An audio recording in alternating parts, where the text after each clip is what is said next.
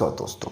आज है 8 अप्रैल 2022 और आज 8 अप्रैल से करंट अफेयर्स के जितने भी इंपॉर्टेंट क्वेश्चन बन सकते हैं सारे हम इस वीडियो में डिस्कस करेंगे और हर क्वेश्चन से रिलेटेड इंपॉर्टेंट फैक्ट्स भी मैं आपको बताऊंगा। दोस्तों, अगर आपने इस चैनल को अभी तक सब्सक्राइब नहीं किया है तो चैनल को सब्सक्राइब कर लो ताकि हर एक अपडेट आप तक टाइम पर पहुँच जाए। तो चलो दोस्तों, शुरू करते हैं आज के करंट अफेयर्स के अपडेट के बारे में।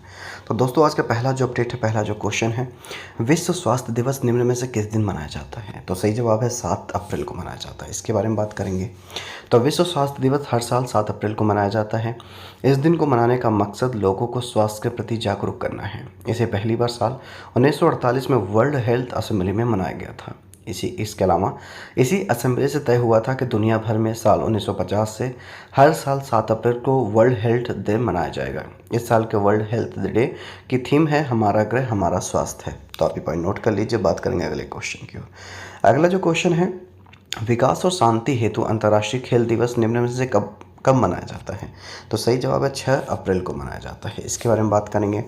तो विकास और शांति हेतु अंतर्राष्ट्रीय खेल दिवस 6 अप्रैल को विश्व स्तर पर मनाया जाता है। इसके अलावा इस क्षमता के बारे में जागरूकता बढ़ाने के लिए 6 अप्रैल को संयुक्त राष्ट्र महासभा द्वारा विकास और शांति के लिए अंतर्राष्ट्रीय खेल दिवस के रूप में घोषित किया गया था। आप ये पॉइंट नोट कर लीजिए। बात करेंगे हम अपने अगले क्वेश्चन की ओर। अगला जो क्वेश्चन है, अलेक्जेंडर वुसिच को किस देश के राष्ट्रपति के रूप में फिर से चुना गया है? तो सही जवाब है सर्बिया। इसके बारे में बात करेंगे। तो अलेक्जेंडर वुसिच को सर्बिया के राष्ट्रपति के रूप में फिर से चुना गया है। अलेक्जेंडर वुसिच 2017 से सर्बिया के राष्ट्रपति के रूप में सेवा कर रहे हैं और 2012 से वे सर्बियन प्रोग्रेसिव पार्टी के अध्यक्ष के रूप में कार्यरत है। इसके अलावा उन्होंने 2014 से 2016 और 2016 से 2017 तक 2 कार्यकालों के लिए राष्ट्रपति के रूप में कार्य किया है। सर्बिया एक लैंडलॉक्ड देश है जो दक्षिण पूर्व यूरोप में स्थित है। तो आप ये पॉइंट नोट कर लीजिए। बात करेंगे हम अपने अगले क्वेश्चन की ओर।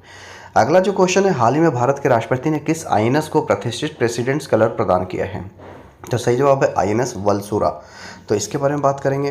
तो हाल ही में भारत के राष्ट्रपति ने आईएनएस वलसुरा को प्रतिष्ठित प्रेसिडेंट्स कलर प्रदान किया है। यह देश के लिए असाधारण सेवाओं हेतु भारत में एक सैन्य इकाई को दिया जाने वाला सर्वोच्च पुरस्कार है। इसके अलावा 3 रक्षा बलों में से भारतीय नौसेना वर्ष 1951 में डॉक्टर राजेंद्र प्रसाद द्वारा प्रेसिडेंट्स कलर से सम्मानित होने वाले पहले भारतीय सशस्त्र सेना थी।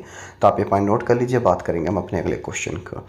अगला जो क्वेश्चन है, हाल ही में किस राज्य के विधानसभा द्वारा सतलज यमुना लिंक नहर को पूरा करने की मांग को लेकर एक प्रस्ताव पारित किया गया है? तो सही जवाब है हरियाणा। कौन सा जवाब है? हरियाणा। इसके बारे में बात करेंगे।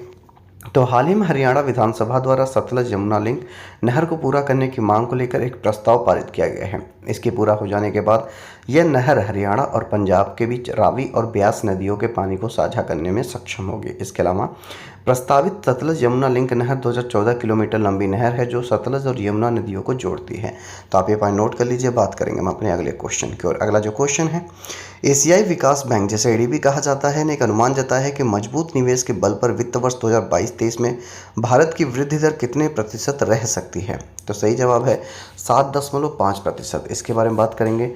तो एशियाई विकास बैंक ने अनुमान जताया कि मजबूत निवेश के बल पर वित्त वर्ष 2022-23 में भारत की वृद्धि दर 7.5% रह सकती है। हालांकि चीन जनवरी दिसंबर 2022 के बीच 5% की वृद्धि दर्ज कर सकता है। इसके अलावा एडीबी के परिदृश्य 2022 में कहा गया कि भारत की वृद्धि दर अगले वित्त वर्ष 2023-24 में बढ़कर 8% तक पहुंच सकती है, जबकि 2023 में चीन की वृद्धि दर घटकर 4.8% रह सकती है। तो आप ये पॉइंट नोट कर लीजिए। बात करेंगे हम अपने अगले क्वेश्चन को। अगला जो क्वेश्चन है, भारत के किस शहर ने कोरोना के नए वेरिएंट XE के पहले मामले की सूचना दी है? तो सही जवाब है मुंबई। इसके बारे में बात करेंगे। तो भारत में कोरोना के नए वेरिएंट XE ने हाल ही में दस्तक दे दी है। कोरोना वायरस का यह केस मुंबई में मिला है। अब ऐसे में इस बात की आशंका है कि इसका संक्रमण देश के दूसरे इलाकों में फैल सकता है। कोरोना के घटते मामलों के बीच कोरोना के XE वेरिएंट ने चिंता बढ़ा दी है। विश्व स्वास्थ्य संगठन के अनुसार नया XE वेरिएंट पहली बार 19 जनवरी को यूनाइटेड किंगडम ब्रिटेन में पाया गया था। तो आप ये पॉइंट नोट कर लीजिए। बात करेंगे अगले क्वेश्चन को। अगला जो क्वेश्चन है, उस पोर्टल का नाम क्या है जिसे केंद्रीय संस्कृति मंत्रालय द्वारा मंदिर के अनुष्ठानों को लाइव देखने के लिए लॉन्च किया गया है? तो सही जवाब है टेम्पल 360। इसके बारे में बात करेंगे। तो टेम्पल 360 पोर्टल केंद्रीय संस्कृति मंत्रालय द्वारा लॉन्च किया गया है। यह एक अनूठा पोर्टल है जिसके माध्यम से देश भर में श्रद्धालु मंदिरों या प्रमुख तीर्थ स्थलों के ऑनलाइन दर्शन कभी भी और कहीं से भी प्राप्त कर सकते हैं। इसके अलावा इस पोर्टल पर देश के विभिन्न मंदिरों के लाइव कैमरा फीड उपलब्ध कराए जाएंगे। इस पोर्टल का अनावरण संस्कृति राज्य मंत्री मीनाक्षी लेखी ने किया है। तो आप ये पॉइंट नोट कर लीजिए। बात करेंगे अपने अगले सेगमेंट को, जिसका नाम है राष्ट्रीय करंट अफेयर्स। तो पहला जो पॉइंट है, संसद ने आपराधिक प्रक्रिया विधेयक 2022 पारित किया है। दूसरा जो पॉइंट है, संसद ने संविधान अनुसूचित जनजाति आदेश संशोधन विधेयक 2022 पारित किया। इसके अलावा त्रिपुरा में अनुसूचित जनजातियों की सूची में कुछ समुदाय को शामिल करने में सक्षम करेगा विधेयक। तीसरा जो पॉइंट है, लोकसभा ने सामूहिक विनाश के हथियार और उनके वितरण प्रणाली गैर कानूनी गतिविधियों का निषेध संशोधन विधेयक 2022 पारित किया। इसके अलावा IMF ने भारत के PM गरीब कल्याण अन्न योजना कार्यक्रम की सराहना की, जिससे कोविड महामारी के दौरान देश में अत्यधिक गरीबों को रोका है। अगला जो पॉइंट है, नीदरलैंड से तो राष्ट्रपति रामनाथ कोविंद ने एम्स्टर्डम के PM मार्क रूट से मुलाकात की है। तो आप ये पॉइंट नोट कर लीजिए। बात करेंगे अगले सेगमेंट को, जिसका नाम है आर्थिक करंट अफेयर्स। तो पहला जो पॉइंट है, भारतीय अर्थव्यवस्था 2022-23 में 7.5%, 2023-24 में 8% बढ़ेगी। ये किसने कहा है? एशियाई विकास बैंक, तो जिसे ADB कहा जाता है।